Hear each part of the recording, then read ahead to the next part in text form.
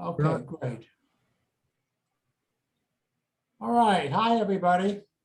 Welcome to Mike's session on the Cuban crisis and U.S. foreign policy responses.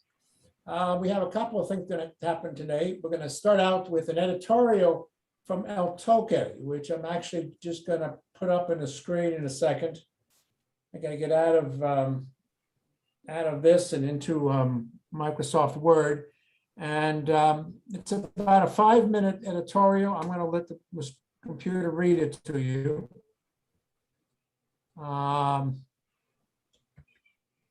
Because I can. So just a second. Because it'd be easier for me when I get it going.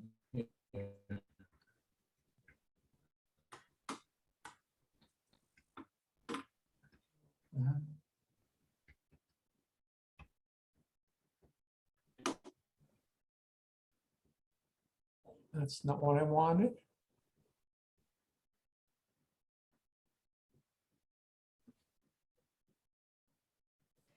You had it. It was on the screen, but disappeared again. I think this is what I want.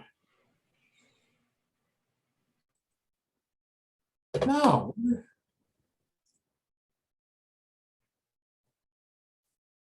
I'm getting the wrong thing is the problem. You had it again.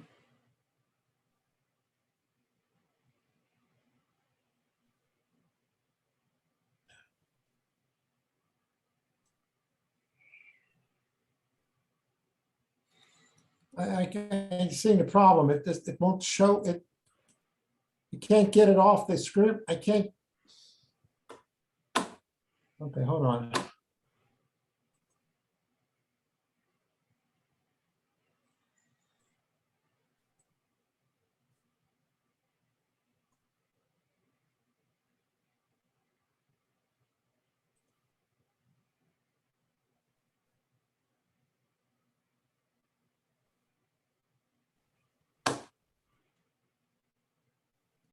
Somehow,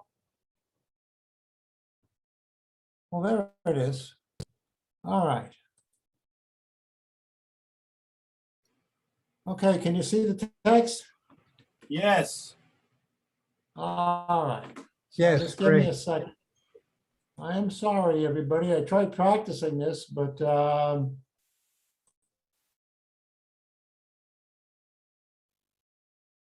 obviously I didn't get it right.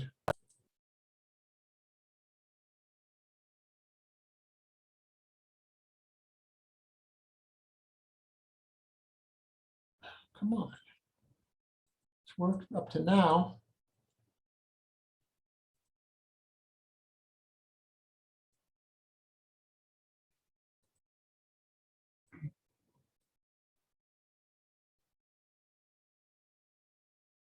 Oh, I don't want to pick up where I left off. One more time.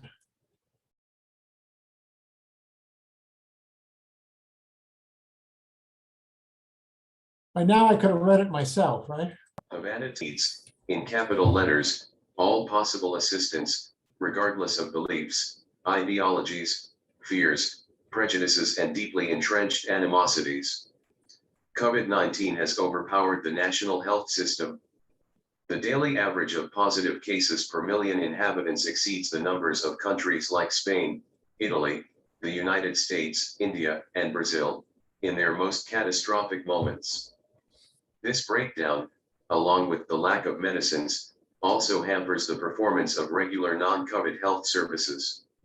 Heartbreaking testimonies on social networks abound of people who have died waiting to be attended in hospitals. Likewise, voices of exhausted doctors, nurses, and other healthcare workers who don't know what more to do to contain the flow of infections that are beyond their capacity to respond. Right now, it is irresponsible from any and every point of view to call for massive demonstrations of any political persuasion or cause, especially the government, whose authorities and institutions' duty is to guarantee public security and ensure strict compliance with hygienic protocol. The only thing vital right now is human survival. Cuba needs help. It needs for those who run this country to genuinely recognize this and implement solutions that correspond to today's urgent needs. There is no shame in asking for assistance. Given the magnitude of the present crisis, the help of political allies is not enough, nor will it be the most plentiful. In the face of the death of hundreds of people, focusing on whether or not the strategy of confronting the pandemic that brought us to the point was the most correct or not, or if this way or that way would have been better, is inconsequential. What is important is analyzing, pinpointing the faults in the protocol, identifying who is responsible, and learning, but without criticism and complaints that impede getting help, which is the priority right now. There are people dying because they don't have an oximeter. Nobody should think twice of criticizing and finding a way to procure hundreds of these cheap devices in order to save many more lives. Also useless at this time is support that comes conditioned with impossible requirements, like the proposal outlined by the Biden administration conditioning the donation of vaccines on their being managed by an organization independent of the Cuban government. What would be useful from the US is concrete actions that could enable the immigrant in the US to mobilize itself more to help their country. For example, restoring flights to cities other than Havana, and normalizing the delivery of remittance transfers from the US. The United States has the best and greatest opportunity to help us. For their proximity, for their logistical capacity, and for being home to millions of compatriots who think about and care about their country of origin and their families.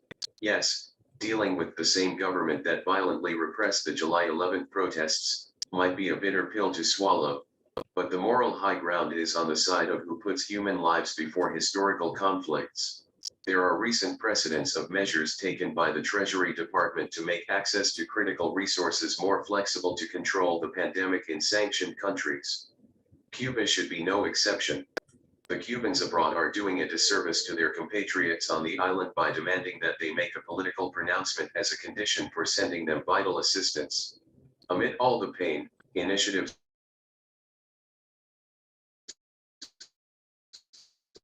organized in Canada, Spain, and diaspora, without conditions, have collected supplies and arranged their transport for the people who, even from a distance, they are part of.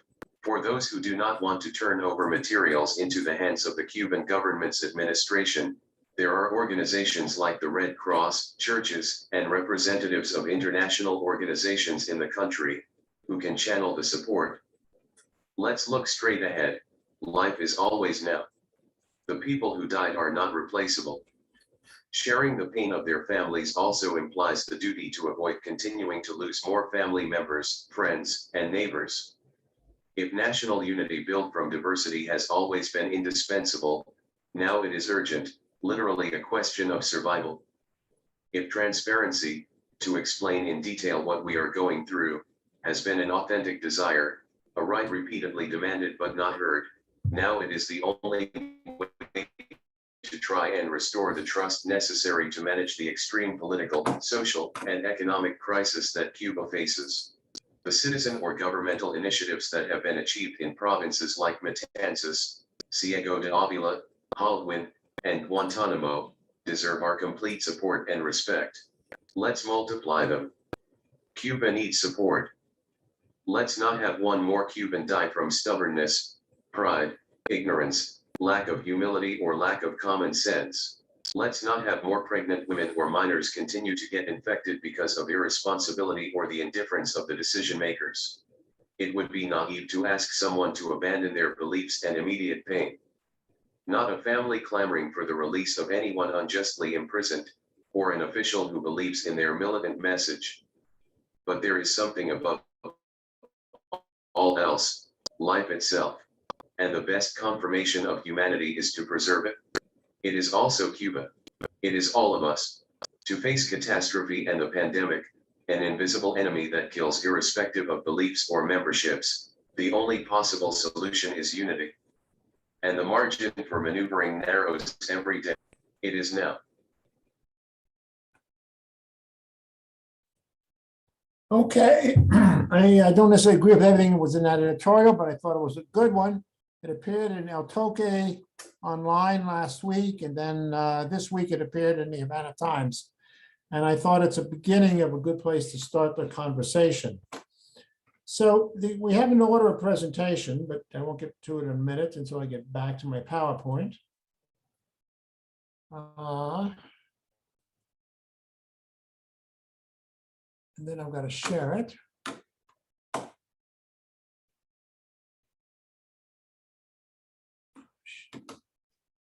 I don't know why I'm having so much trouble.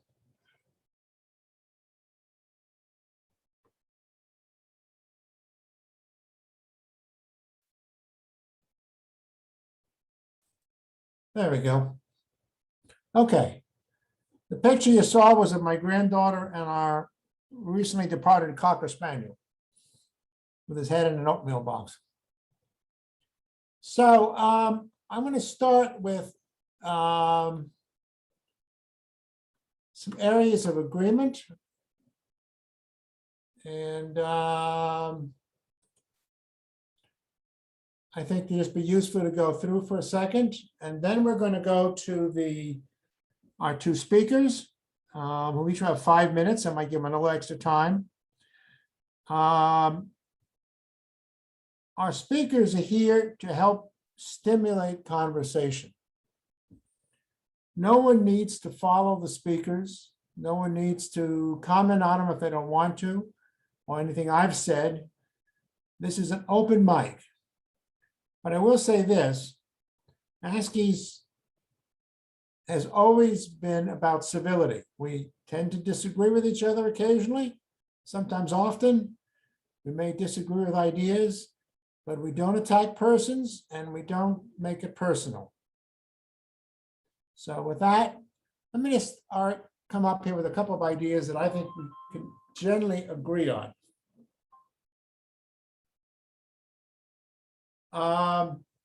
Cuba does not respond well to any suggestions for change by foreign governments, especially the United States, or the Canadians for that matter, as we discussed this afternoon.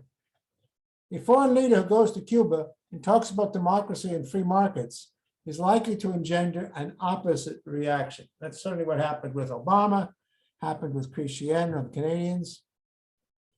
Any efforts at rapprochement with Cuba, including assistance via the Cuban government, will draw ferocious objection from a large section of the Cuban American community.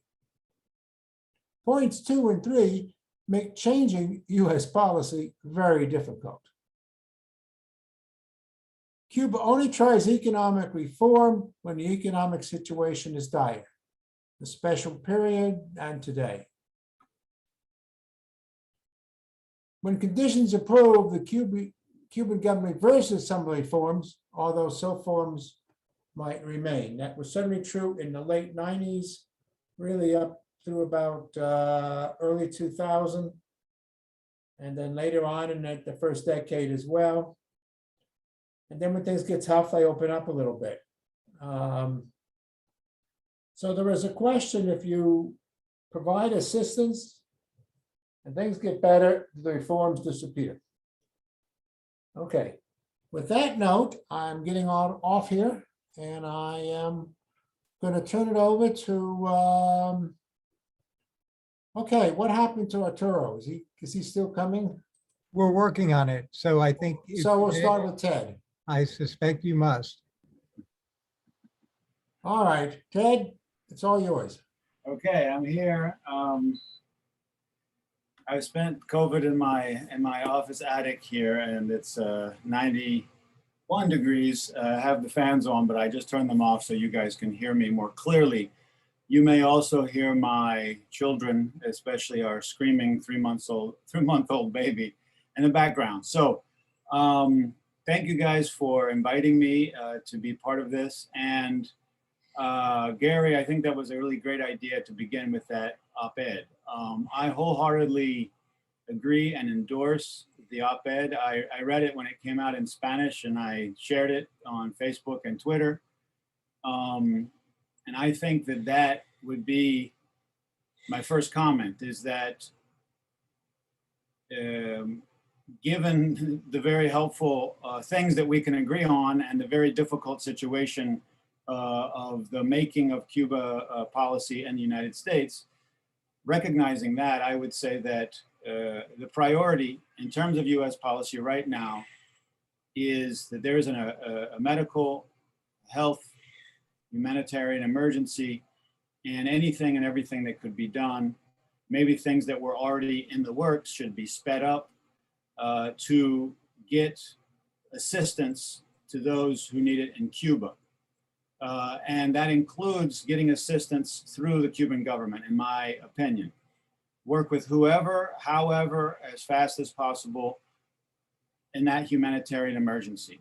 On July 11th, in the wee hours of the morning, I got a call from a friend who is ultra, let's say, ultra, not ultra conservative exactly, but he's certainly ultra critical of the Cuban government and a long supporter of US sanctions and even of Donald Trump's sanctions. And he wrote to me or called me and left me a message saying, I haven't even woken up yet. And this is before the protest broke out on the 11th of July. Ted, if you have anybody in the US administration, reach out to them, tell them that this is a dire situation. Cuba needs help, people are dying. He has family in Cuba still, and I won't share his name, but he was sounding the alarm to me. You know, a few hours later, people took to the streets in Cuba, and in some ways that changed the dynamic in Washington because the focus became, as I think should have been and should have been over the last month, supporting the protests, the right to protest at the very least, and denouncing the violent crackdown on the protesters by the government, by government security forces, et cetera. And then, of course, denouncing the sham trials that took place and are taking place and will take place.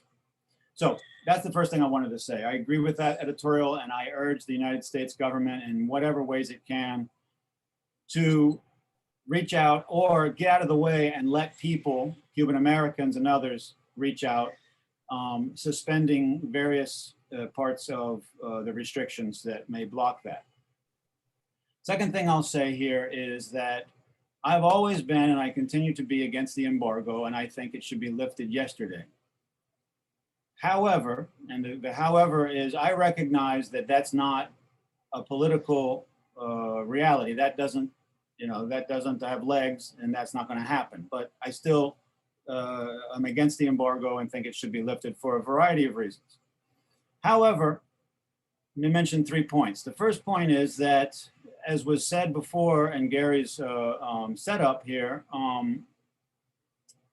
the Cuban government, or he hinted at it at least, the Cuban government turned its back on the open hand that Obama gave to them in March of 2016.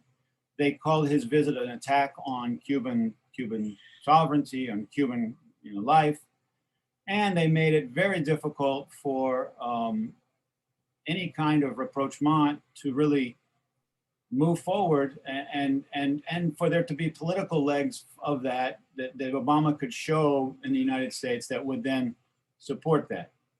Welcome aboard, Arturo. Always good to see you, my friend. Hi, Arturo.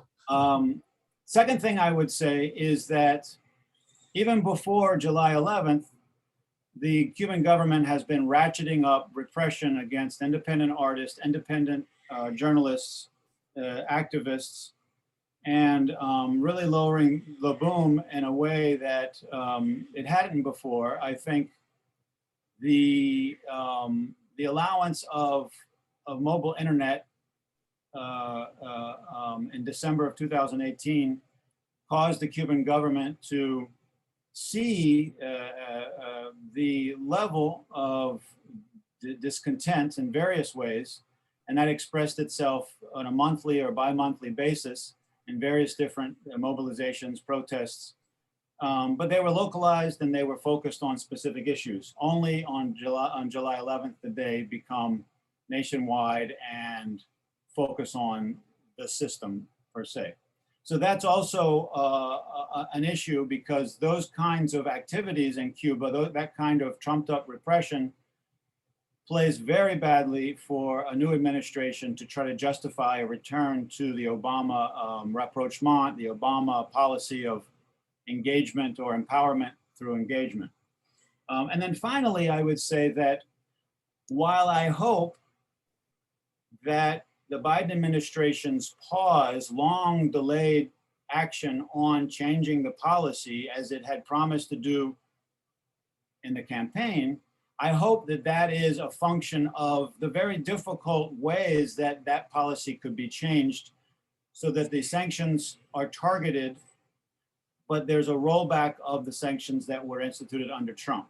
My hope is that they're really actually studying that. But my fear, my suspicion is that we're not going to see any significant change in US policy toward Cuba until at least the midterm elections a year and 3 months from now, because Trump lost the election in 2020. Let me repeat that. He lost the election, the Democratic election that we had in the United States. However, he won Florida, and he won Florida, a swing state with a swing voting bloc, Cubans, Venezuelans, Nicaraguans, and others. And I think that some of what we're seeing here and the hesitancy and the very vocal condemnation of the repression in Cuba, the hesitancy to go back to the Trump era, a rollback the Trump era strengthening of the embargo, is certainly due to an electoral political calculation in Florida. So I think that's probably more than 5 minutes. I'll stop there, and I welcome debate, and I look forward to hearing from others, especially from Arturo. Okay, so everybody in ASCE knows Ted. Many of you know Arturo, but in case you don't, I'm just going to give you a quick bio. He's currently an assistant professor of politics and international relations at Holy Names University in Oakland, California. He is the author of Raul Castro and the New Cuba, a close-up view of change, published in 2012. I have his book autographed.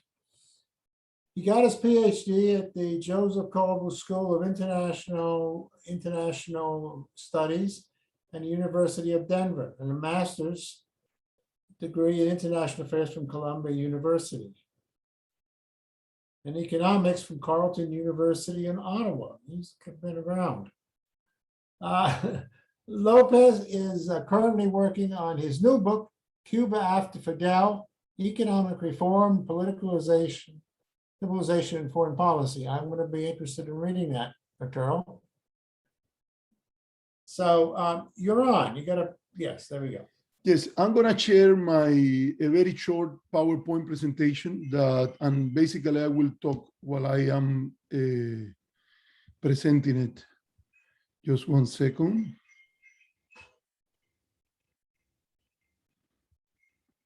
I'm sorry for not being connected, but I promise that I did everything following the instruction that were sent to me. I don't have any ID from Pennsylvania State University, so I couldn't connect. I've had that problem. I had that problem too. Yeah. So I'm going to share it here. Let's see. So I was asked to talk about the U.S.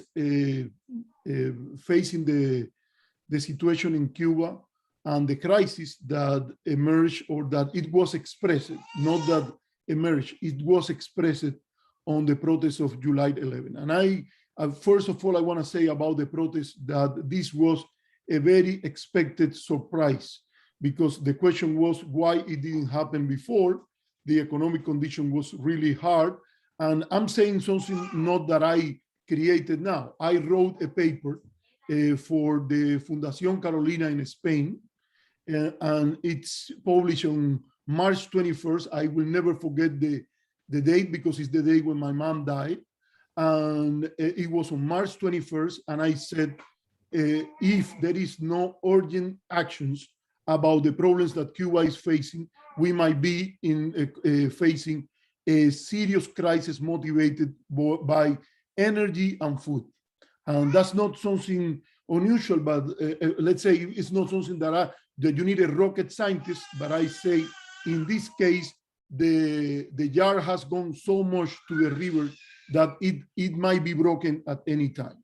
And I say it there, it's in a paper that I published in March 21 of this year.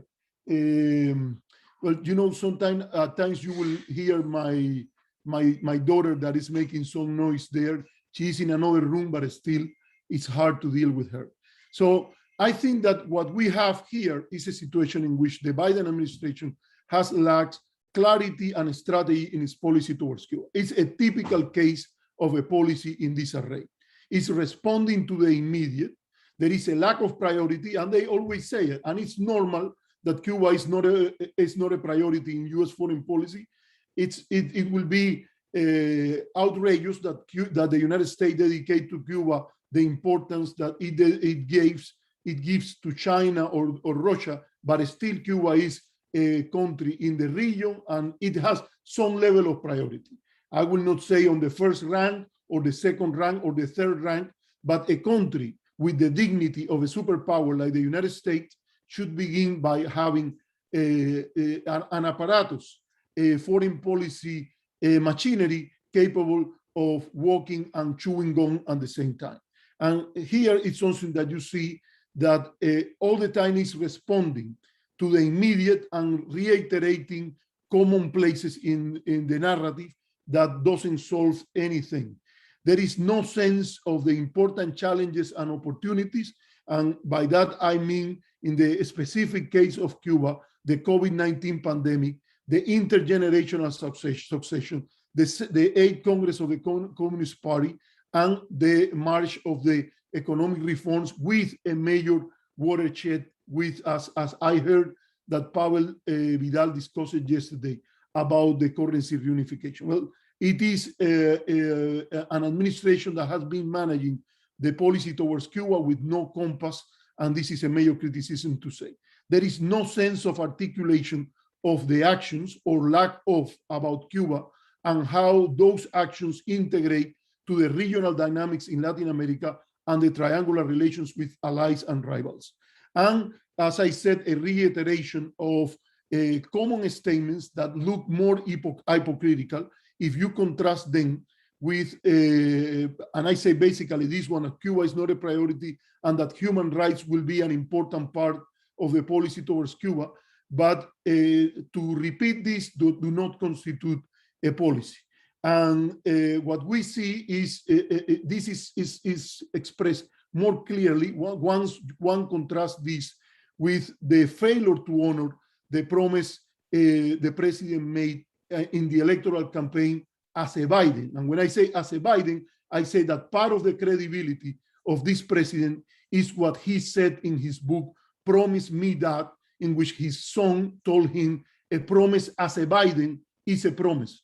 And he basically entered into the presidency in all areas saying, I am a man that takes seriously what I promise. I'm not like my predecessor that has shown a very little respect for his own word. So what are the areas in which Biden's lack of a strategy have been expressed? Global and regional leadership versus the COVID-19 pandemic, and how this structure, how is this expressed in the context of Cuba? Well, if you read his foreign affairs article of 2016, he said, and he said very clearly, we are going to go for a global leadership that will continue, he will say, will continue and relaunch the leadership of President Obama. And he said that particularly against transnational threats, the United States will not stop at the border of ideological differences. And what was the example that President Biden wrote as the great example of leadership against transnational threats? Well, it was the leadership of the United States against the Ebola pandemic in Western Africa. And if you go a little further, you can read in the website of the Belfer Center at Harvard, the speech of Samantha Power, when she said that the United States in the issue of Cuba has shown leadership, putting aside ideological differences to deal with the pandemic in Western Africa too. And here we have not seen anything about that. The president has not done anything, the national security team has not done anything, and the State Department basically has not done anything that justified to say that in the issue of Cuba, any global leadership of the United States against the pandemic has been expressed. Second, the struggle for global leadership versus China and a more proactive Russia. And in this case, it's very important the idea of fitting as Henry Kissinger said, a grand strategy placed in the context of a global strategy, the bilateral relationship with different countries in the world. It is clear that the administration has not shown a remote idea. If they know it, they at least has not shown in any document or declaration about how the policy towards Latin America, but also towards Cuba in specific, fit on the idea of facing the two challenges of the Chinese leadership, the Russia proactive agenda, and we don't even know if Cuba will be looked under the axis democracy versus authoritarianism, or the idea will be like a more realistic policy will justify, try to peel off Cuba from any potential alliance with any rival and give incentives to have its own transition in its own dynamic, but not giving any push to put Cuba together or make the Cuban leadership think that it is proper to search for a closer alliance with Russia or China. So I think that that's another important issue. It also with the allies. Biden arrived saying that he will come back to American leadership, and after America first, there is only one choice to renew this type of alliance. The allies first. Not that the United States will put its own interests and values second, but you need to provide the allies in Europe, Canada, etc., with some proof that you are ready to move to a more cordial relationship. If there is something, I will finish. I have only one more. And in this area, it is clear that the administration has not done anything about the Chapter 3 of the Helms-Burton law. So let me go then to another area, the lack of policy towards Cuba as part of a policy towards Latin America. And here, again, there is no grand strategy. It's not clear what the United States want in the region, and it's not clear how those goals that try to achieve in the region articulate to what they are trying to get into Cuba. In addition to that, in the verge of a summit of the Americas that they have called for the next year, still they go after or renegating from Obama policy that was very successful toward the region, and the change of policy between 2014 and 2016 was predicated on the idea not of a sympathy for the Cuban government, but on promoting and advancing the interests and values of the United States in the region. And I finish with this one, the protest of July 11. I will say the list, you have a minimal list there of problems. The most important that I will say from an international relations perspective is that the use of targeted sanctions are ineffective as human rights foreign policies tools in the context of a comprehensive and indiscriminate sanctions. And if you think, or if you want to know how much this is a failure, think about the counterfactual.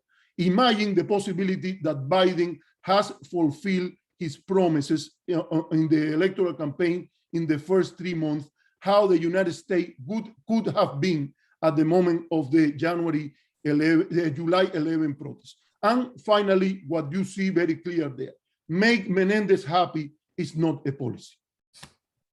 Thank you, Arturo. Okay, everybody. You put up your hands, and if Larry's there, he'll turn you on. If not, I'll turn you on. And yes, great. So the rule is about 3 minutes a person. we may have trouble finishing, but we can always go a little late. So I guess, Sergio, you got the hand up first. Let's see. He's coming, Gary. It's Can coming. you Okay. hear me? Yes, Sergio. Okay, I'm not going to take 3 minutes. I'm going to take 30 seconds. And I think that basically I agree with Ted. And I think let's look at what's going on in the world right now. What's happening in Afghanistan is already opening a major debate that we have no idea what's going to end up at. So what I'm saying is that there is no way that Biden is going to do anything about Cuba anytime soon, simply because, you know, it would probably add to what many people on the right are already saying, that the debacle of Afghanistan, a weak foreign policy, and so on and so forth. So I think this simply complicates matter a thousandfold. That's all. Next.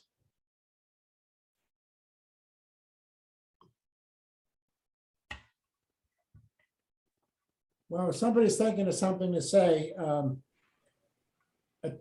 here we go. Never mind.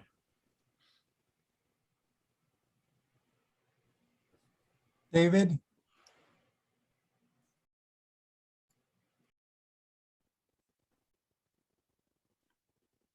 There we go. David? Yes. Can you Okay. hear me now? Yes, sir. Well, thank you very much to the panelists. Thank you. I'm not really close to the situation, what is happening in Cuba right now. Yesterday, I made a comment like if the situation in Cuba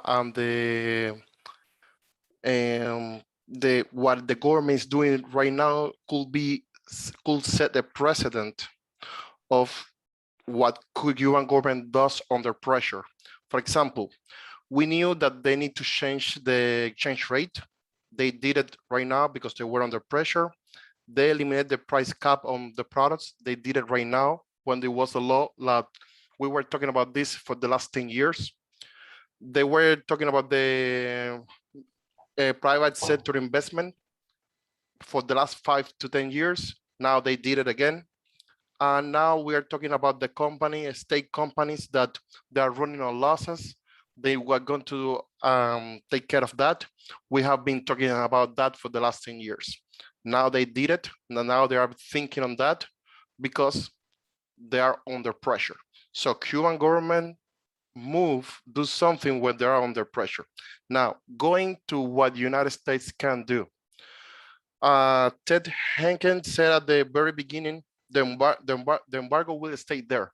But I always say to everybody who comes on this disagreement, if the United States remove the embargo right now, on 2022, we're going to be having this conversation in Cuba.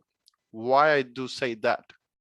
First, the Cuban government have never been in a free economy.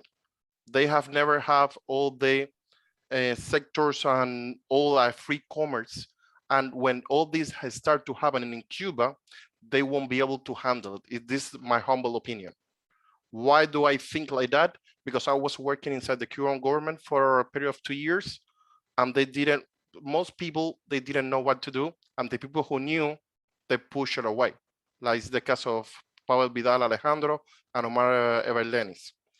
So each time that I say that, people just ask me, hey, what do you think is not going to happen what Barack Obama did at that time? Well, Barack Obama didn't have 11th of July in front of them. Barack Obama did something really interesting. For the first time, he spoke to the Cuban people without without nobody to review his speech. So he talked to the people and people listened to him.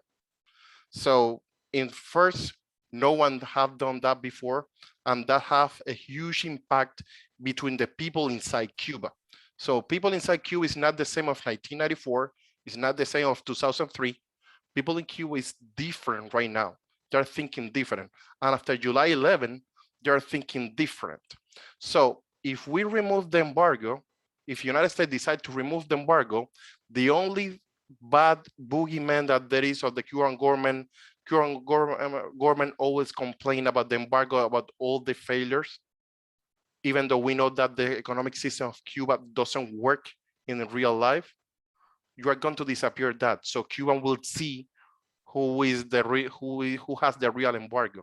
So then it's going to be different because they're going to have all the support of the exile, giving them the tools to learn, to watch how it can be done, how the life can be, because many people doesn't know how is to live outside.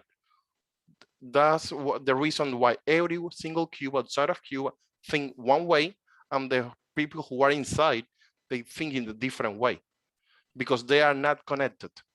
So now that we have connection, now that we have the social media, now that we have a July 11, we just need to wake up all those people and bring it in. That's why I want to bring this to your point. I want to know your point of view about this, and I'm gonna leave it here. Okay. Next. Gary, are we given time to react or respond or answer, or do you want to just keep going with other questions? No, you can respond quickly until somebody raises their hand. Okay, great. Well, let me just say, number one, that the argument that David made about pressure, I think that he's generally right. I think that we've seen very clearly, even though the government reacts very badly to demands, their pressure has forced them to do things that it doesn't want a number of times, especially in the last year. However, I actually raised this issue with privately with with Bill Leogrand. I said, hey, you know, what about all these sanctions that Trump has? They seem to be pushing the government to change, especially the changes last summer in terms of the private sector and the self-employment. Bill must have loved that. And he said, well, yes, but, and this is the but to me, is that the humanitarian price of using pressure or ratcheting up the pressure is something that I think we should be very aware of, because the people of Cuba are caught in the middle, and the embargo as it exists really, in my observation, in my opinion, slams the people, and then we take collateral damage on the people when we want to put pressure on the government. And I think that, you know, that policy, I think, is morally suspect, even though I do agree that, you know, giving oxygen to the government is also morally suspect. So it's a difficult call. The other thing that I would say is that if David thinks that removing the embargo would then put the onus on the Cuban government and would reveal that there is really the main cause of problems in Cuba is the internal embargo, which I agree with, then I say we should lift the embargo and reveal that, because I think that that would also help to remove the United States and its policy from the center of the debate and put the focus between the dynamic between the Cuban people and the Cuban government. All right. I think Sergio's got his hand up again. Is that right? Okay. Let me know when I can say something about this. Sure. Sergio, did you want to say something again? Trying to lower my hand, not to raise. Okay. That was a mistake. Okay. Okay. Arturo, go ahead. Yeah. First of all, I am not sure that the idea that a move in Cuba will be connected or articulated with the idea of disarray that the pull out from Afghanistan reflect on the Biden administration. They are two different regions. I don't see the connection. And let's remember that it will show leadership in Latin America, in an area in which what the administration should do is basically put the blame as much as possible on the previous administration, something that obviously President Biden will have a problem to do because he, as a senator, approved the presence of the troops there. And even during the Obama administration, he supported the idea of sending more troops there as the good word, as President Barack Obama called it. So I don't buy this argument, but you know, good people and reasonable people can disagree. On the issue of that the Cuban government respond under pressure, I think that pressures are playing an important role in the changes that the Cuban government is adopting, breaking a very, very regretful situation of a partial reform equilibrium that has cost tremendously to the country, and the embargo is not responsible at all for that. This is decisions that were based in Havana and were taken as a response to the incentives of the early winners in the reform that basically had great opportunities for rent-seeking activities, corruption, etc. in this area. And this is something that we need to take into account. But the pressures are not from the US government mainly. The pressures are from the Cuban people. The pressures are from their own base. The pressures are from people in civil society that are protesting, and there is a popular component on those protests. But the idea that the Cuban government is answering to US pressure in this case, in my view, it's wrong. And if something Diaz-Canel probably knows is that the worst lesson that Cuban nationalists can transmit to the United States is that they don't respond to small pressure, they respond to big pressure. And that's not the way I think in their minds. And perhaps Larry Kata-Baker, that is someone that has studied a lot the way has tried to establish some empathy on the way the Cuban government responds could contribute to a conversation on that. So I think that although I feel that politically and legally there are many obstacles and Biden will not lift the embargo, I think that he had the political space to move there. And the idea of a crisis-driven foreign policy toward Cuba and simply applying policies that everybody who knows about human rights foreign policy tools, or that anybody who is a scholar about foreign policy knows that they are quite ineffective, it is something that applying this type of policy will help to solve this problem. In my view, it's wrong.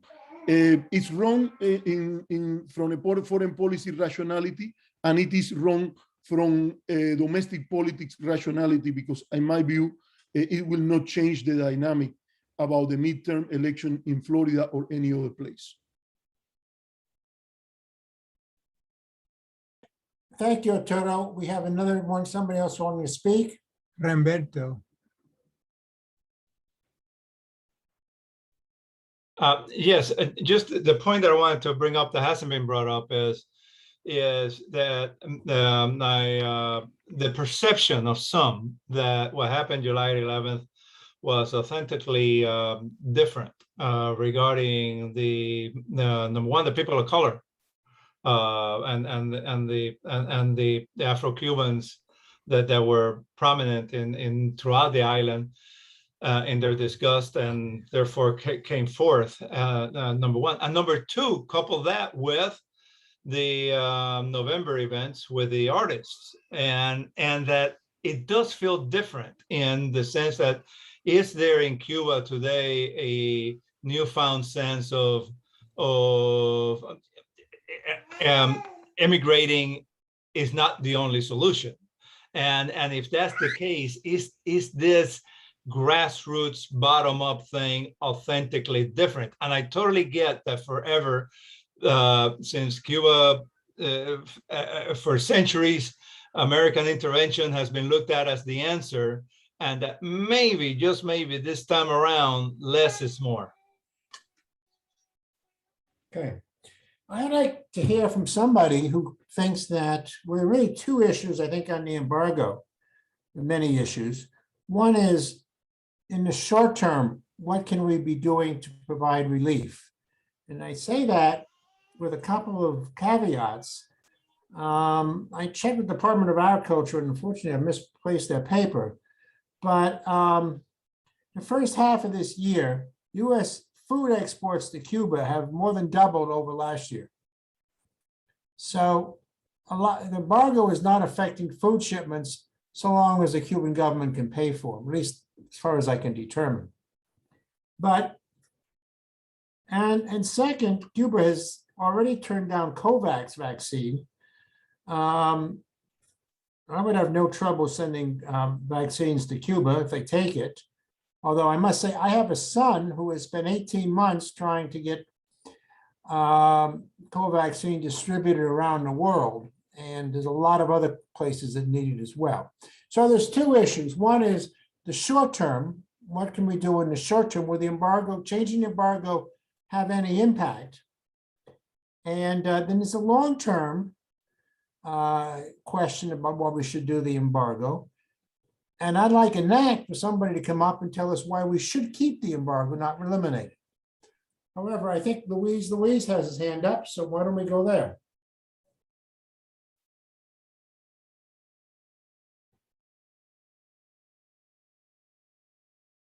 Luis?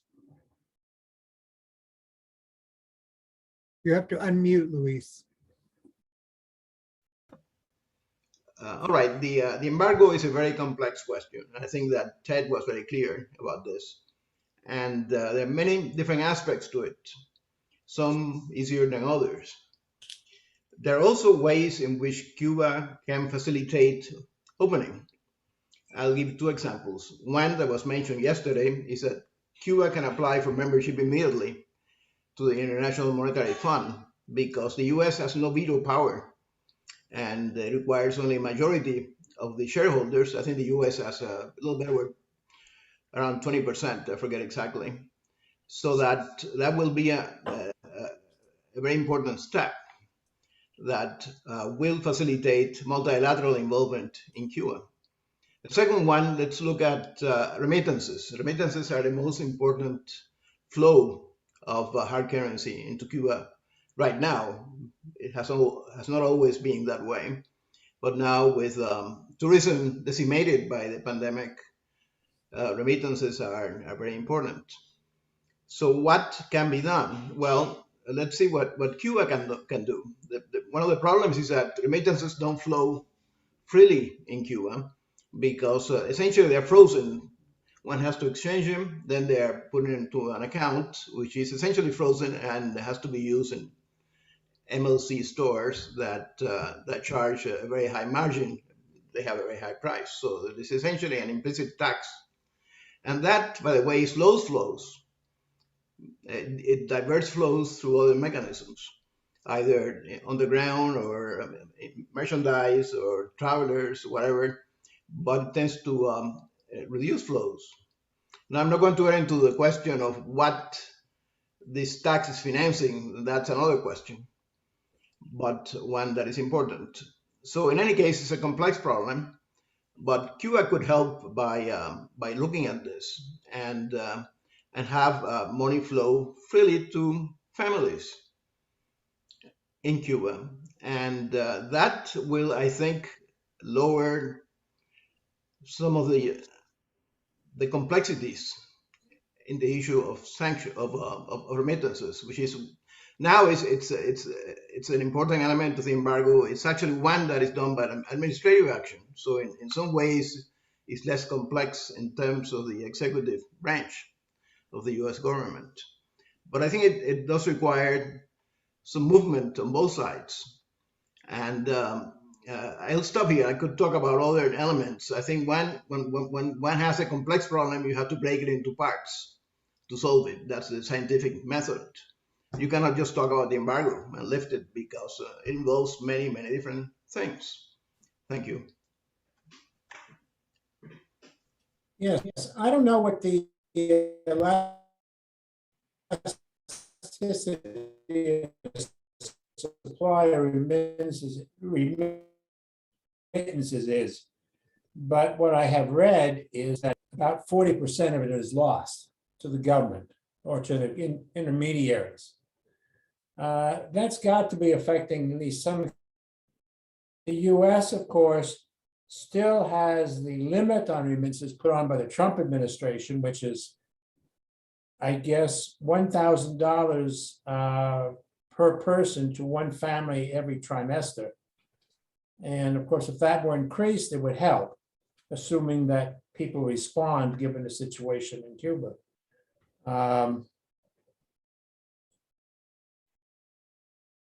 I personally would like to see the remittances, limit on remittances removed. I think that Luis makes a good point in the sense that we kind of agree that talking about getting rid of the embargo is kind of academic because it's not going to happen politically. But therefore, if we break it into parts and we kind of like think about strategically, well, whether we're for the embargo, against the embargo, or we have different priorities in terms of the list of things on the embargo, what are the elements that can be and should be prioritized to torpedo or remove or suspend based on an emergency situation? Then there's also an issue that we haven't raised that has gotten a lot of political traction in South Florida and in Washington, but I'm not sure how realistic it is technologically, which is this idea about getting internet to Cubans or circumventing the Cuban government's ability to turn on and off the internet. I mean, to me, I'm all for more internet connectivity in Cuba. I mean, I just published a book called Cuba's Digital Revolution, and we talk about the really amazingly innovative things that Cubans are doing with the problematic access they have. However, I think that there's something strange or wrong or contradictory or even ridiculous when American politicians come out and talk about connecting Cuba to the internet, when at the same time they have made the embargo stronger, and that elements of that have made it hard for Cubans in Cuba to access any number of platforms, any number of free, computing or free communications technologies, whether it's from Google or Twitter or Microsoft or telecom, et cetera. I mean, I think those should be prioritized, and removing those elements.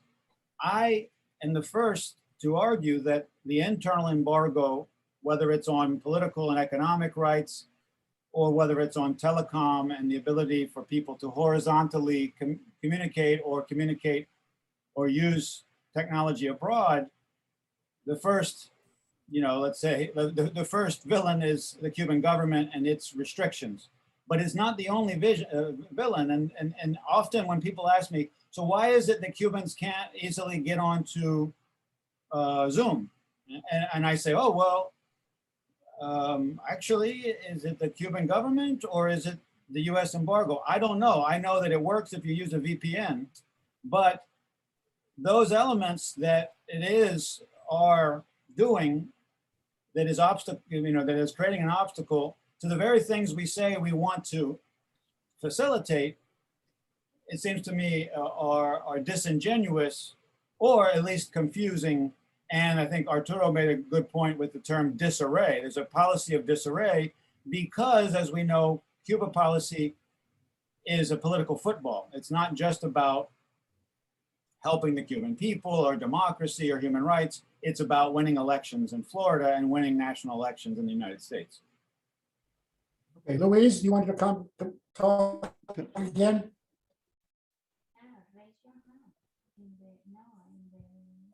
Louise, Can I say something? you got 1 minute. Yes. Well, here comes Louise. You can say something in a second. Luis, you've been invited to respond. All right. Just the comment in relation to the remittances, and I think here the potential is very large for flows if the flows are freed, and essentially if the flows can flow freely into Cuba. Right now that doesn't exist.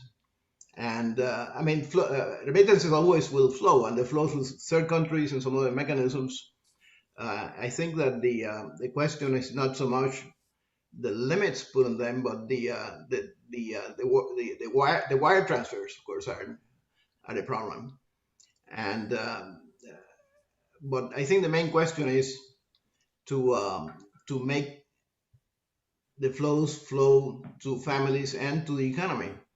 Now, the alternative, by the way, is to allow more shipments of merchandise. That will sort of go around the restrictions for money flows.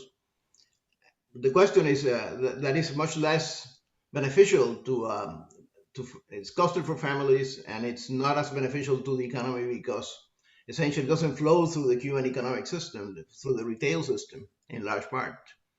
So although that's an alternative, in other words, if they're looking at the question of money flows, one can look at the alternative of merchandise, of household goods, medicines, food and medicines, which of course are important in the humanitarian angle.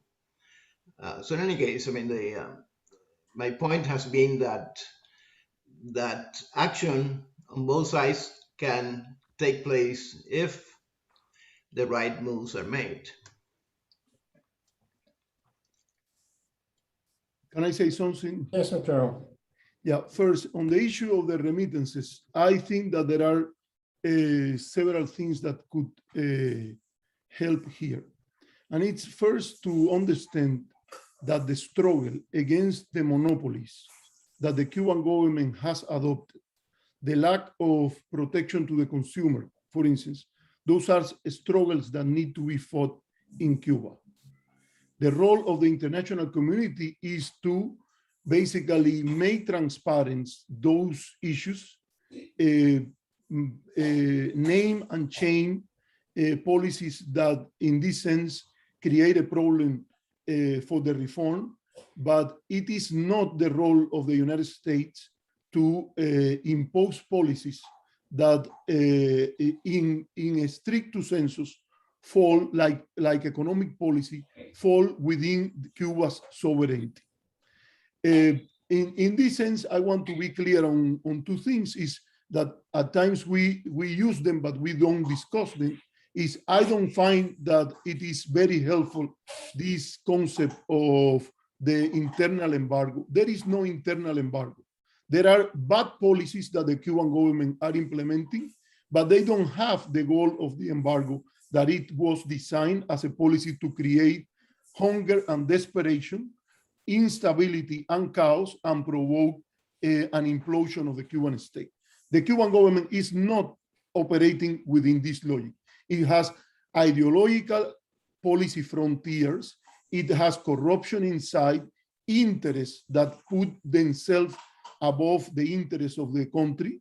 But there is no a policy of internal embargo. It's a very bad analogy without analysis, in my view, and that's something that I would like to highlight. And in the case of the remittances, I believe that it will be helpful in the analysis to separate the tax that is imposed as part of the remittance mechanism and the tax that is imposed in the stores. Because any partial victory in this, either the hit or a challenge to the monopoly that the government has through FinCimex, and the possibility that there were several services that could do that. The idea that the military should be in charge of military issues, and there should be a civilian doing activities on the economy like this one, it's something that it should be discussed in the context of Cuba, and it's separated of the tax that is imposed implicit on the case of the stores. From an economic perspective, always an explicit tax is better than an implicit tax. But here there is a discussion that is the Cubans, the ones that need to have. It is something clear that the remittances improve the life of a group of people in Cuba, but the effect is very unequal in terms of regions and race and other areas. And therefore, there it is legitimate to have a debate in Cuba, not based on those monopoly structures, but on the idea of a mixed economy or an entrepreneurial state like Mariana Mazzucato proposed, in which there is taxes to redistribute some of the profits obtained through the use of remittances to help people in other sectors of the society. I think that this should be put on the Cuban side, and the external factors, a human rights foreign policy from the perspective of the United States, a policy that promotes marketization in its own merits, should take into account the separation between one thing and the other. In the case of internet, I agree with Ted that the perfect will be full access all the time. At the same time, I don't think that it's a good service to the cause of free access to internet when we make this a cause of trouble between Cuba and the United States. We should basically provide incentives to expand the group of people in Cuba that have access to internet through empowering them through technology that they can be received in the island, like mobile phones. The idea that, for instance, people can come to the United States and work here. I know in Colorado, a group of Brazilian students, they came here, they used to have a Dell in Brazil, but one of the reasons that the person told me that he took a time to come and work in Aspen, Colorado, was that he wanted to save the money to buy a Mac. And the idea of having this technology should be empower Cubans through other ways, in a way that they are able to be part of the beneficiaries of the flows of information that are received through internet. It's something that will put the pressure on the Cuban government in Cuban terms. It's not an issue for the United States. I think that the speech of San Roman in front of the 2506 Brigade, when he said, the Americans are with us, and the Americans never lose. So be sure that we are gonna win is not the right approach. This is a problem for Cubans. Cubans need to solve it by themselves. The people from outside can empower this, but they should not be the one trying to play a protagonical role. And Gary asked about the idea of what can be done. I think that the first thing the president can do, and Senator Menendez basically has to swallow this without any problem, is fulfill his promises about remittances and Cuban American travel to Cuba. And this is simple, because Senator Menendez never said in November that if Biden do that, he will withdraw the support for Biden. He support Biden knowing that Biden had already made these promises as a Biden. So he is able to do that, and simply those in our political system has to accept that politicians, when they make promises, they should do their best to honor them. Second, I think that, and Gary asked about that, I think that there should be a general license for selling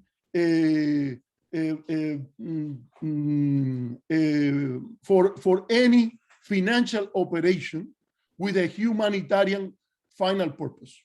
And in this sense, I mean that a big issue in the rallying cry against the embargo and the screwing up of the tools of the embargo against Cuba, or the embargo, no, I would say the sanctions that are beyond an embargo, because they include serious violation of humanitarian international law, even if they were in a conflict.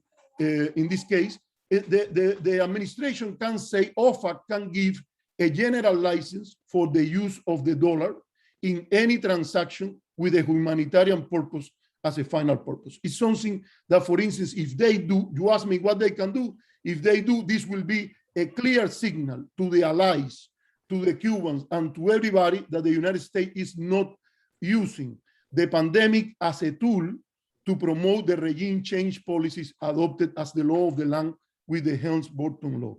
Okay, Arturo. I'm going to finish with the last one on this, and it's the issue of Cuba on the list of terrorist countries. This is something that Pompeo did at the last minute. It lacked credibility, what he did there, and it bring water to the mill of intervention that some people are using about Cuba and need to be put outside completely of the debate to make it clear.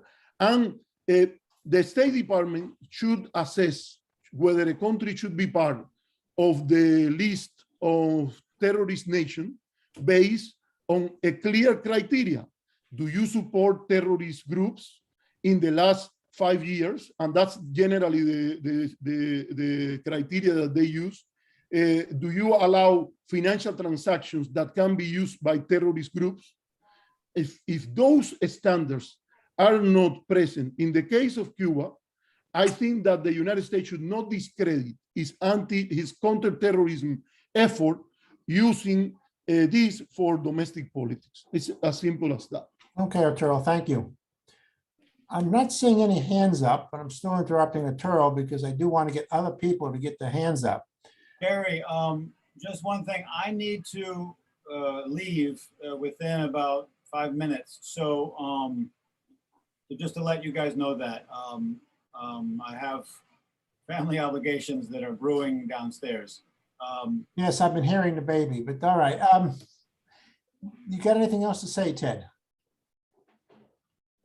Well,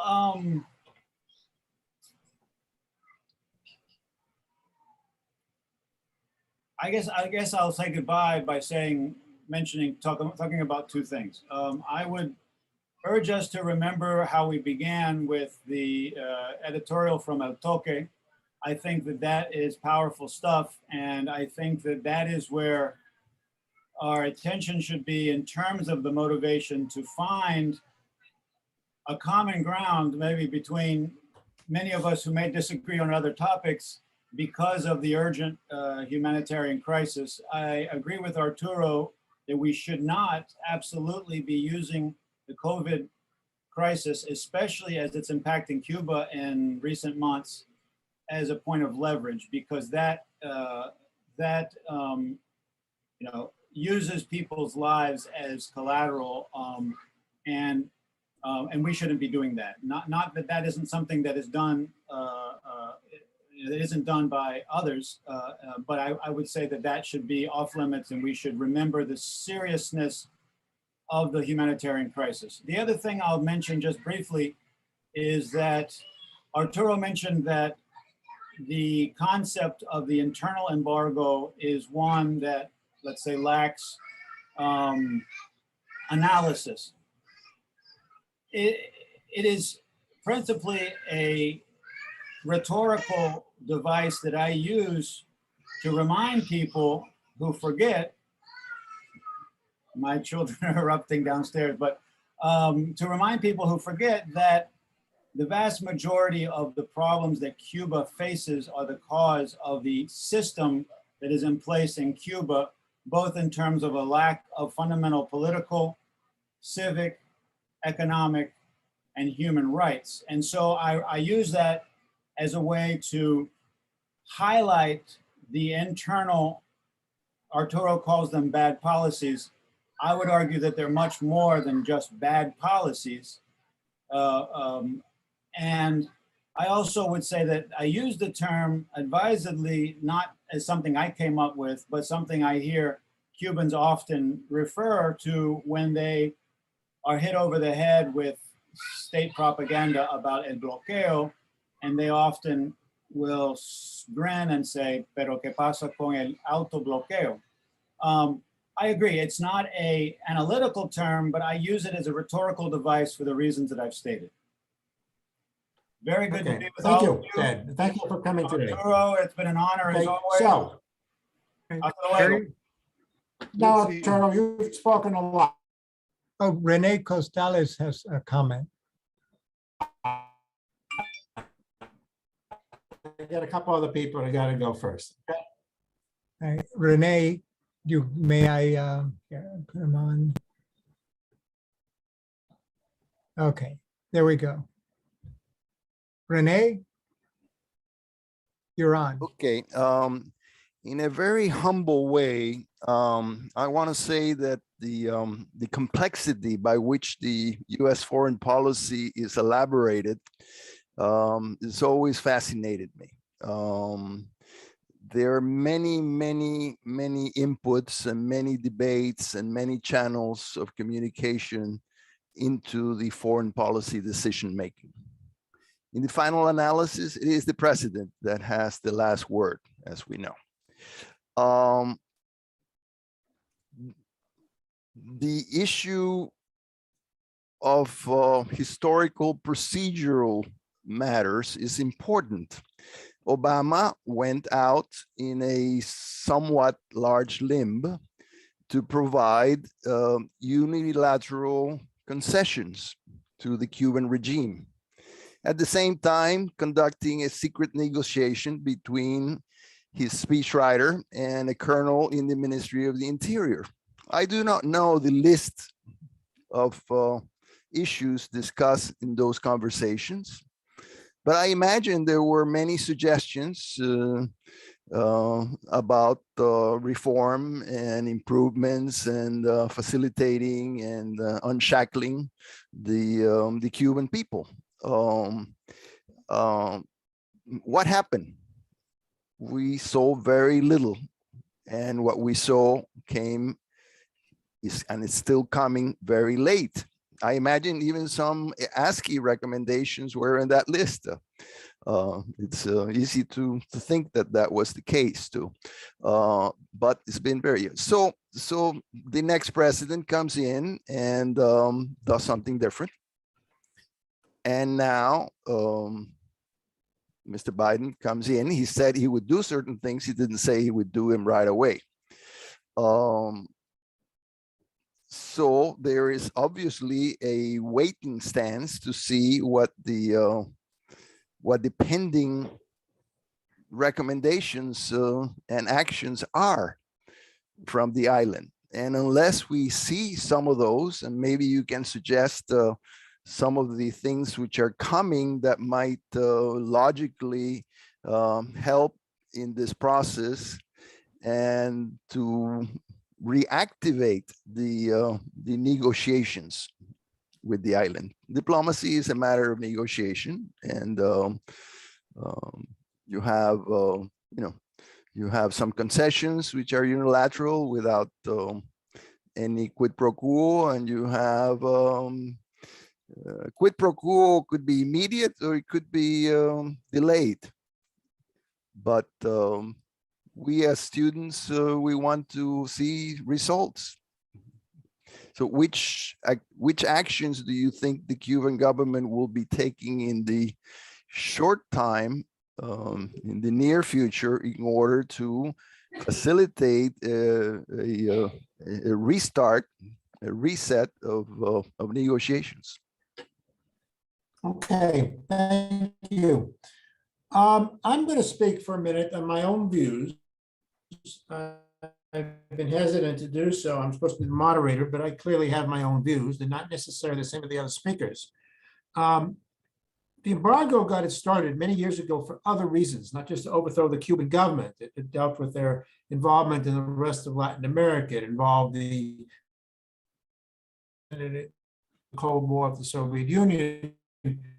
And I've done a short paper on this where I've argued that in the early years, the embargo was actually quite successful, not in overthrowing the Cuban government, but in fact influencing behavior of the Soviet Union and others.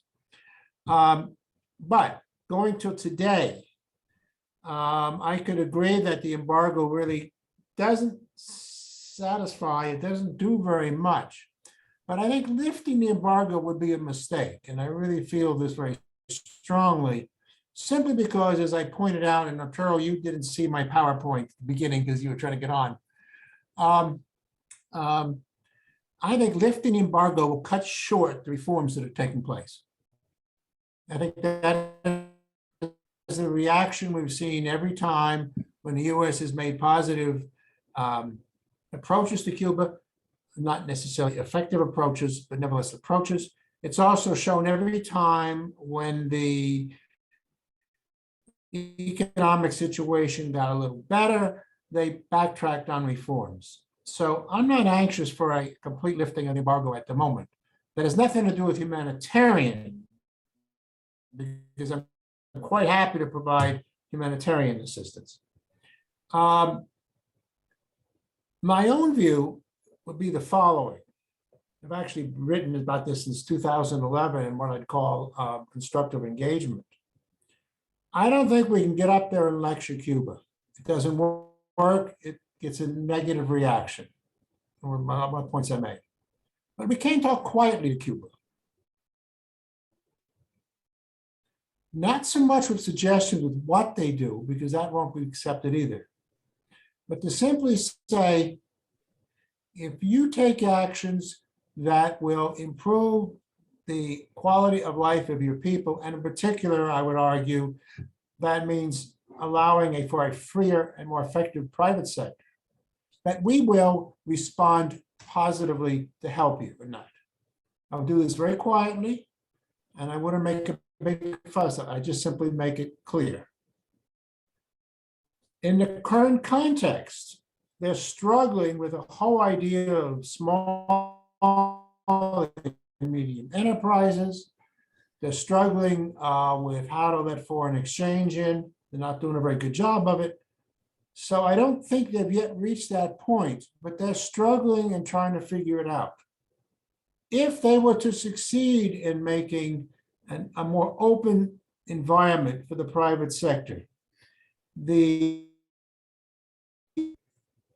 ability to deal and to purchase foreign exchange in an open way and to import goods and services and maybe export as well with a minimal government interference, which of course goes against their ideological beliefs, then, but only then, would I argue that we should lift the embargo on the private sector, let the private sector import, export, whatever they damn well feel like doing, excuse the French. And I would even go farther. I would allow for supplier credits to the private sector, supplier credits now, and not from US government insured deposit institutions. It's going to have to be the firms that are doing their own money to provide the supplier credits.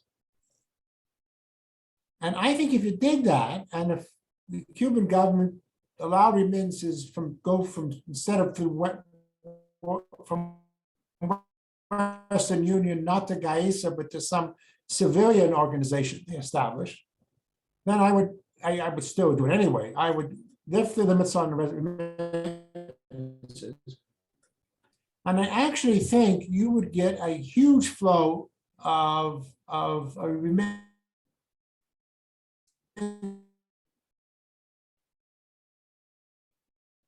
flowing into Cuba fairly quickly, but then when the government clamp down on the private sector, those remittances drop back. And I think that would provide relief in the medium term. In the short term, I don't think there's much we can do. You know, if we offer food assistance, well, great, but the whole world needs our food assistance. There's a lot of countries that need it. And I'm not sure that Cuba is any more needy than Sierra Leone or other places. On vaccines, well, you know, first of all, Cuba's got over the fact that its vaccines aren't getting out enough. We could make supplies for the vaccines more available. We had a presentation, by ASCE presentation, that their vials and syringes and so on is hindering their production. But I'm not sure we can ship a lot of vaccines to Cuba when the whole world needs them. And I hear that every day as my son works constantly on that. Arturo, you mentioned how the Obama administration helped on the Ebola crisis, and Cuba did too. I was actually very much involved in that. I was watching it. I lived in Sierra Leone. Nothing was happening. I went to the Sierra Leone ambassador in Washington, and I gave him 2 sets of talking points. One, how to ask the US government for assistance, which they had not done. And the other, how to ask the Cuban government for assistance, which they had not done. The Cuban government did a better job than the US government. Obama reaction was very slow, it was very limited, and his refusal to put military medical boots on the ground was devastating. Luckily, Ebola turned out to be not as contagious as it was, but it was a very poor. U.S. response on Ebola was very poor. I'm still angry about it. But anyway, my suggestion is the following. It's essentially a form of constructive engagement, much like we did in Europe. If the Cuban government takes action that allows for the improvement of their economy, then we should respond. But to respond before that, first of all, is, I think, a political non-starter in the US. And because it wasn't just that he lost Florida, he lost a lot of congressional seats over that. But I don't think it will work. Anyway, my 2 cents. Anybody wants to tell me I'm wrong, please do so. Arturo, I'll give you 2 minutes max to reply to me. Okay, well, let me reiterate the issue of the lack of articulation of the policy towards Cuba.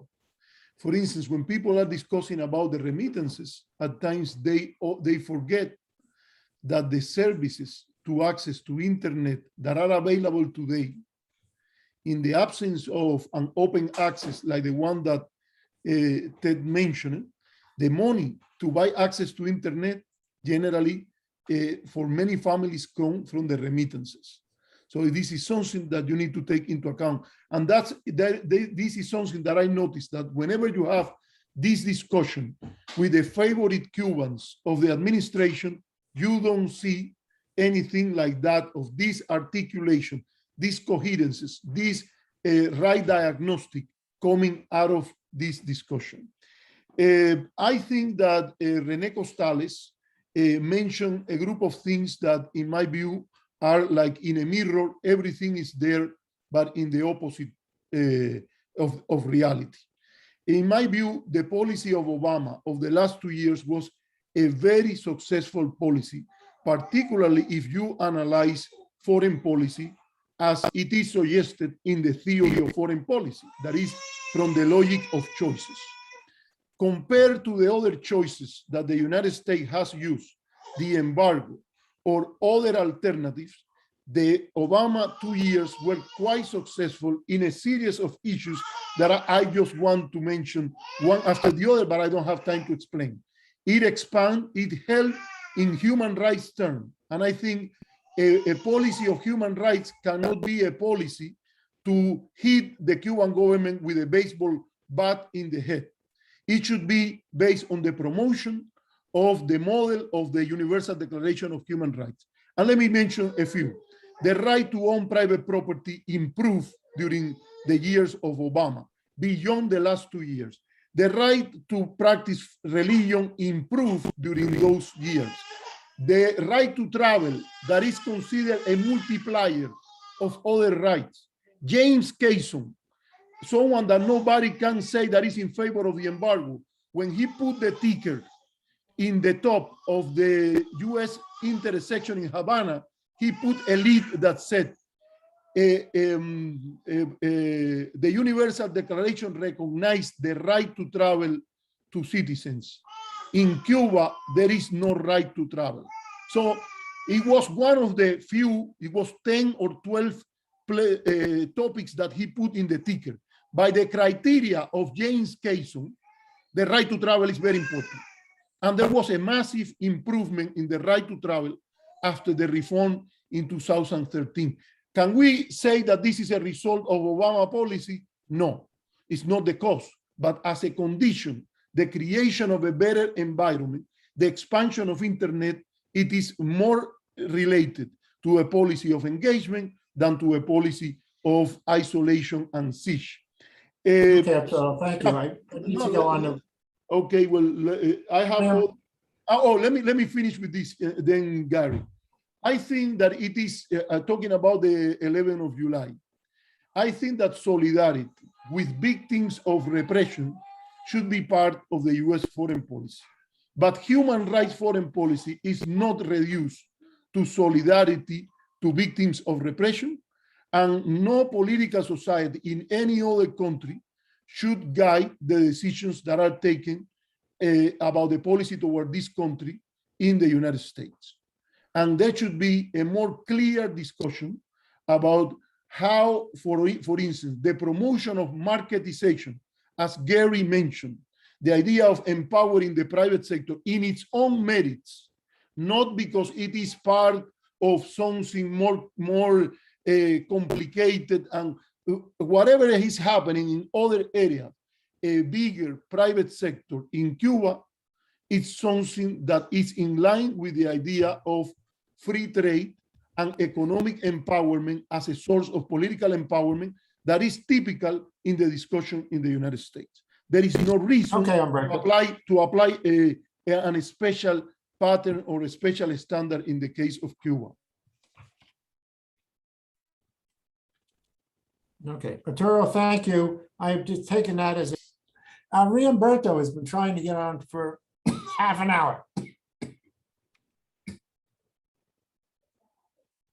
No, I spoke a little while ago. Can you hear me okay? I mean, I'm still muted. No, you're loud and clear. All right. Thank you. So I spoke a while ago, but on the issue of the embargo, I think we're creating our own mythology here that is unbreakable, and that may not necessarily be the case when you add to it the number of agricultural commissioners in the Deep South and other states that have through the years, even during the Trump years, spoken to and that maybe it's not about lifting the embargo, but certainly easing it or working within some of the regulations and limitations of it. So I just wanted to put that out there that I don't know that, I mean, we're creating our own reality here saying, oh, ending the embargo is a non-starter.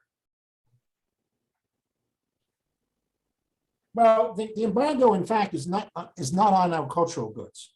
That was taken off, I think, during the end of the Clinton administration, when I was actually still there.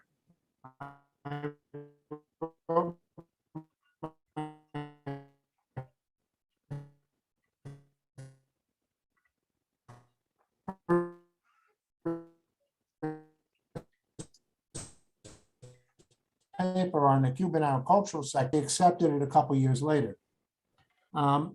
What hinders U.S. exports, agricultural exports to Cuba are two things. One is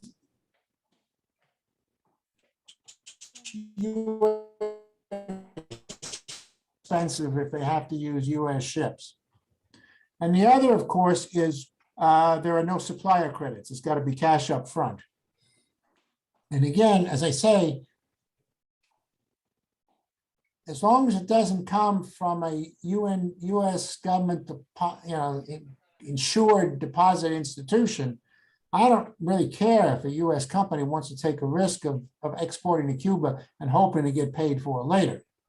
They are not going to get paid, and it's going to be a major problem. But that's their problem. That is not the U.S. government problem. Okay, what other point did you just make? But in any event, medicines are also not included in the embargo. Now, when I was there in 97 to 99, we kept telling them that medicines, where's the second number? We kept telling them that medicines were free. But when I got into it, I really found that the licensing problem really slowed things down, slowed it a great deal. Now, when I solved the licensing problem on one particular medical device, then they decided they didn't want it anyway. They didn't want to be called on what they were complaining about. I don't know what the licensing is on medicines today. I hope it's a lot easier than it was, but we certainly try to keep that wide open.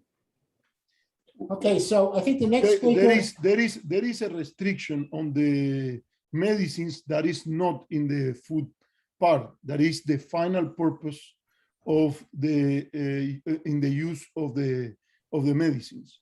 And when even I'm not going to quote Fidel Castro, I'm going to quote Ileana Rose Lehtinen. When she proposed to add the idea of the final purpose, she said that it will be very hard for the Cuban government to accept the condition of the final purpose attached to the idea of the sale of medicines in the Trade Sanction Reform Act. Okay, It's thank you. something to take into I account. want to give David a chance to speak. We're beginning to lose our audience. We've gone over time. I can stay here all night, but I don't want to lose my audience. David?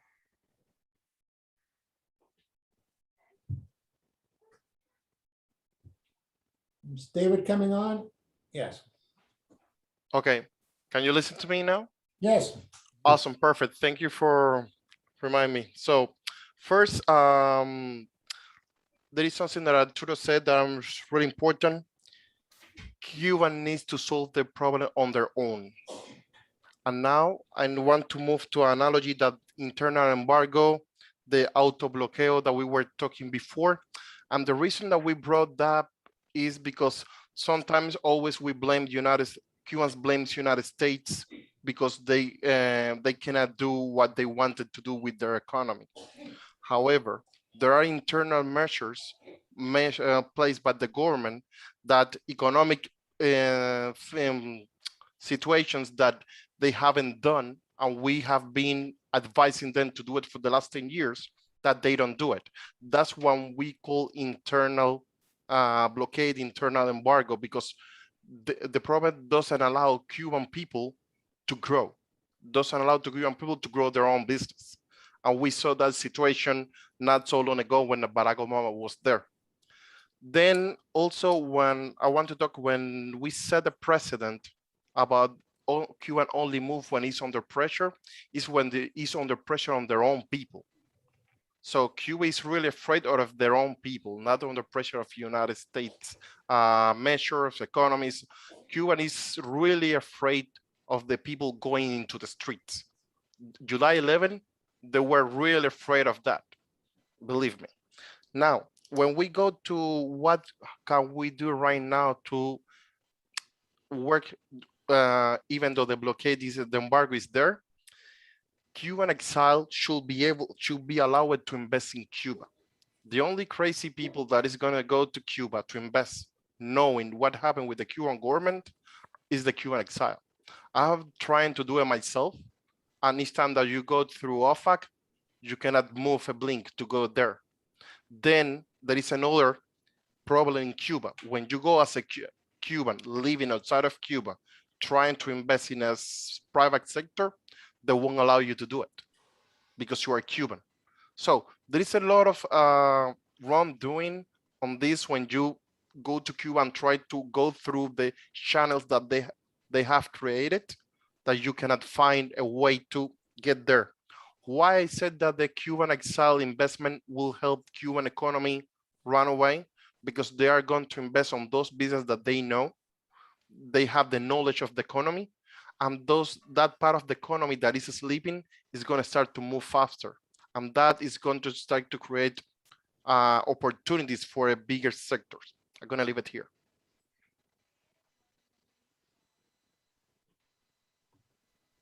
Okay, I'm getting a note from Larry that he needs to go to bed. Can I say something? He needs to wrap it up, is what he said. Shortly, please. Keep it short. Yeah.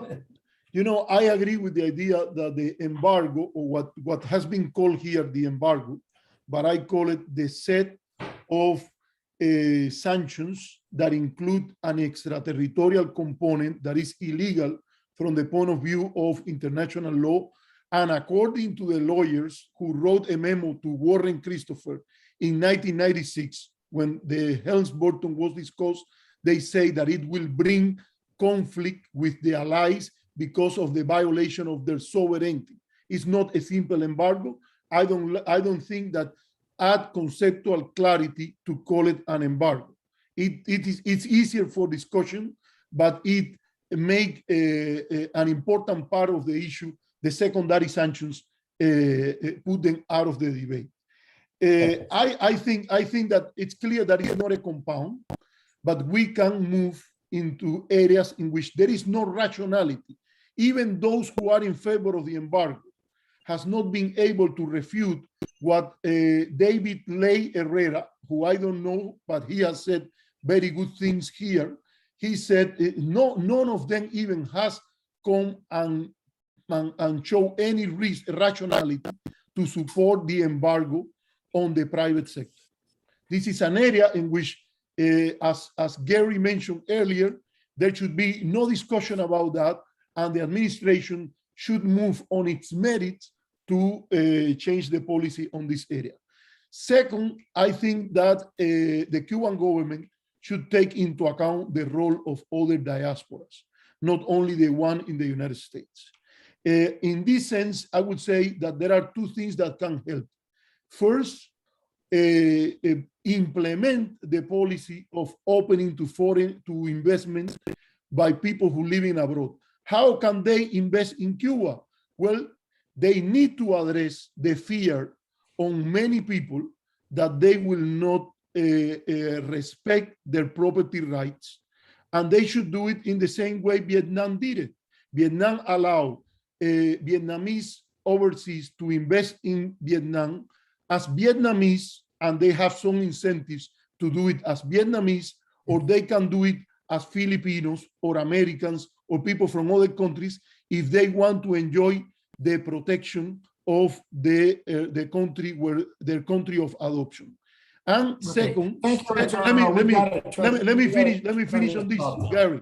Let me finish. I think that decentralization is also a very important part of the economic reform, in the sense that decentralization, if you look at the experience of Vietnam and China, also reflected, had a very important spillover in the areas of the contacts between the local governments and the emigrate community. It's easier for an emigrate, an expatriate, to invest in their city of origin than dealing with the big party state at the national level. Thank you, Arturo. Okay. Okay, we're about finished. A couple things. Arturo, first of all, I know you've got some papers on this. Send it to us and we'll get it into Happenings, which is our new monthly distributed to members, only to members. Starting next month, it's only going to go to members. We've got to get people to support us. And then, oh God, what was I going to say? No, I've lost my track of thought. Anyway, I want to thank you, Arturo. I want to thank everybody else. And David, you still got one more thing to say? Quickly. Okay, thank you, David. Okay, great. All right, then. Remarkable number of people have stayed through this whole thing. I think that's very good. So thank you. We start early tomorrow, and about the only time you're going to see me tomorrow maybe is at the end of the day, when I might just say goodbye to everybody. But I've really enjoyed these discussions, and I really appreciate it. I did a bunch of thank yous earlier today. I'll try to post that up tomorrow as well. So Larry, I think you can shut us down.